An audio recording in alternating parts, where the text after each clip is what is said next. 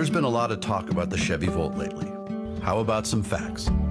The Chevy Volt was one of the most awarded cars in 2011.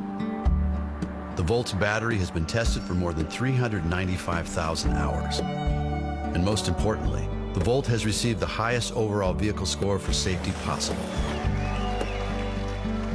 The extended range, electric Chevy Volt. Hard to argue with the facts. British Prime Minister David Cameron's in Washington tonight for a state dinner, following some quality time relationship building with President Obama that included the NCAA basketball game in Ohio last night. But today it was on to serious issues, including the war in Afghanistan in the wake of the civilian murders, the rampage. We have two reports tonight, beginning with NBC's Kristen Welker at the White House. Kristen, good evening. Good evening to you, Brian. Well, you can see some of the activity behind me, and they certainly have a great night for it. Tonight's state dinner will be held on the South Lawn, and the menu will include bison Wellington and a British tradition, lemon pudding.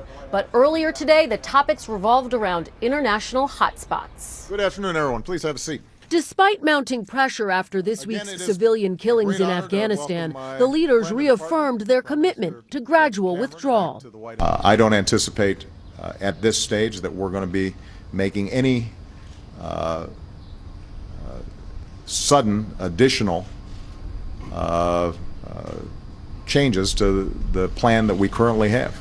A plan the president said is working. Al-Qaeda is on its heels and has been decimated. But the public may not be buying that view. Why do you think it is that the British and American people look at a situation that they think is frankly a mess?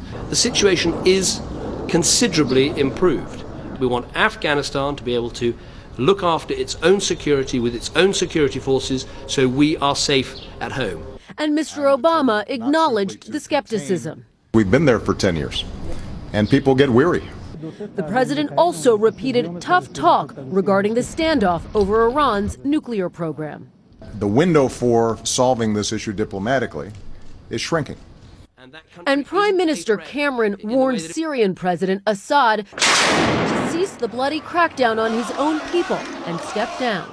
International law has got a long reach and a long memory, and the people who are leading Syria at the moment and committing these crimes need to know that. A united front between old allies facing pressing challenges. Kristen Welker, NBC News, the White House.